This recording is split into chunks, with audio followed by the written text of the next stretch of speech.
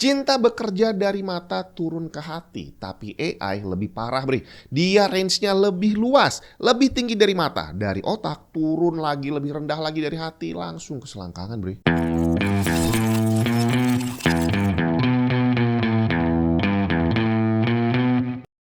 Saat kita sedang jatuh cinta, yang berarti tadi kenanya dari mata sampai hati doang. Segini doang nih ya, itu kita rela ngeluarin duit dalam jumlah yang tidak masuk akal.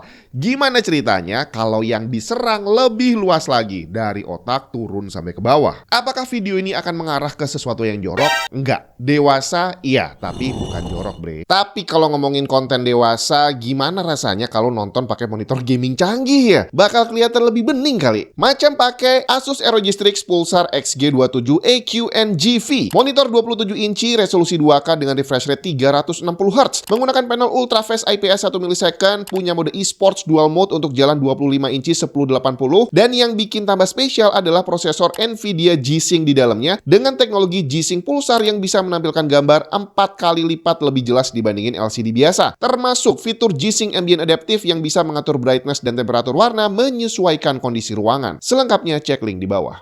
Karena saat ini penggunaan AI udah bukan lagi tentang kita yang iseng-iseng ngetik terus nyari sesuatu yang nggak penting gitu ya, tapi udah dimanfaatkan oleh para pelaku industri dewasa. Judol adalah salah satunya. Jadi kalau sekarang kamu gregetan sama pemerintah, kenapa malah ngeblokir sana-sini tapi judolnya nggak diblokir-blokir? Ya salah satu alasannya karena judol ini sudah semakin susah untuk diblokir karena mereka udah menggunakan AI, Bre. Jadi mungkin kalau dari POV-nya pemerintah, daripada gue udah susah gitu ya, tapi nggak bisa ketutup-tutup, akhirnya ya udahlah dibiarin aja nggak masalah. Mungkin kayak gitu, atau mungkin juga ada alasan yang lain. Dan kalau kita bicara tentang judol, sebenarnya yang bikin mereka susah untuk diberantas itu bukan karena para pelakunya, para pelaku industrinya yang licin, tapi juga karena para penggunanya itu udah kecanduan parah banget, Bre. Jadi pasarnya emang semakin gede. Pernah saya bahas soal dopamin, bahwa otak para penjudi ini selalu terpicu untuk pengen lagi dan lagi karena nungguin reward menangnya. Walaupun pada prakteknya kalah terus, tapi menurut POV mereka yang ada di dalam kepala mereka, dikit lagi bisa menang. Padahal nggak bakal mungkin bisa menang karena yang dilawan adalah algoritma. Iya, akan ada 1-2 yang dapat duit banyak dan akhirnya diberitakan gitu ya, seolah-olah judi itu adalah sesuatu yang benar-benar menjanjikan, tapi ya itu kejadian cuma di 1-2 orang aja di antara jutaan orang yang melakukan judi online. Gak ada yang random dalam judol. Berbeda dengan kita lempar dadu di kehidupan nyata yang beneran mengadu nasib. Kalau bentuknya adalah program, maka setiap lemparan dadu tadi bisa diatur keluarnya apa, bukan random lagi. Dan sekarang ini sistemnya udah bukan lagi algoritma manual, tapi udah dibantu sama AI. Jadi bakal lebih susah menang kali ya. Cuma di sini ada tambahannya lagi. Walaupun kita nggak menang, AI-nya entah gimana caranya bisa membuat kita semakin terikat dan terus-terusan main, Bre. Skop penggunaan AI dalam judol juga udah banyak banget. Dari ngatur hasil output objek judinya, sampai memanfaatkan data spesifik tentang kebiasaan online kita tiap hari untuk nantinya dijebak masuk ke dalam judol. Bentuknya udah bukan lagi nawarin hadiah menang yang gede, tapi bisa jadi dibungkus dengan iklan yang keren. Bahkan ada yang dibungkus menjadi semacam trading, ngasih strategi, risk management, statistik, dan sejenisnya. Dimana untuk orang yang merasa pintar, mereka bisa terjebak karena berasumsi bahwa mereka sedang dipandu untuk bisa menang dengan menggunakan AI. Dan target mereka udah bukan lagi orang random. Kalau sebelumnya kita asal buka sesuatu akan muncul iklan judi online, sekarang dengan bantuan AI ditambah dengan data pribadi yang dijual, udah pada tahu kan ya bahwa data pribadi kita browsing itu udah bocor kemana-mana, atau bukan bocor, lebih tepatnya dijual ke banyak pihak. Termasuk kalau sekarang ini kamu rajin nanya ke Gemini, nanya ke ChatGPT, ke Copilot,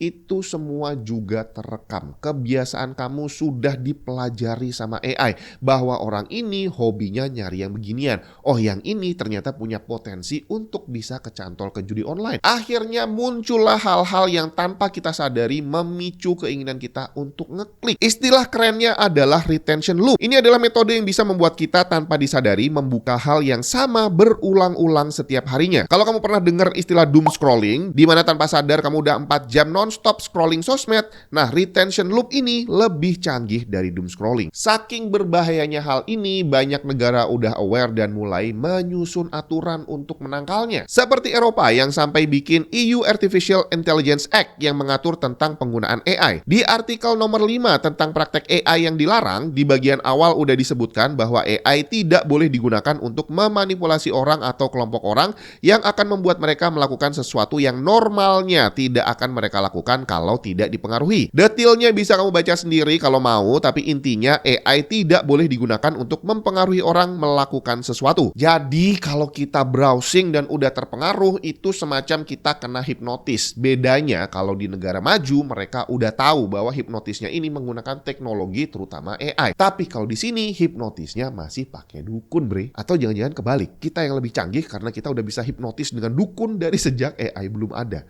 Nggak tahu lah ya. Bang, terus langganannya mana? Dari tadi gue masuk ke sini karena baca judulnya, tapi malah nggak dibahas. Sabar, bre. Jadi penggunaan AI pertama tadi adalah untuk judul. Yang kedua adalah untuk konten dewasa. Industri film dewasa udah mulai memanfaatkan AI seperti para pelaku judul. Mereka udah menganalisa kebiasaan harian kita dan mereka akan bisa menawarkan kita konten dewasa tanpa batas. Apapun yang ada di dalam benak kamu bisa terwujud. Dari kebiasaan browsing aja mereka udah bisa tahu kamu sukanya cewek atau cowok jenis seperti apa. Atau mungkin kamu lagi ngefans sama artis yang mana. Dan mereka bisa secara instan mewujudkan imajinasi itu. Mau dalam bentuk chatbot, audio, sampai video. Semuanya bisa mereka kasih. Udah sering lihat video AI kan yang semakin kesini semakin nyata.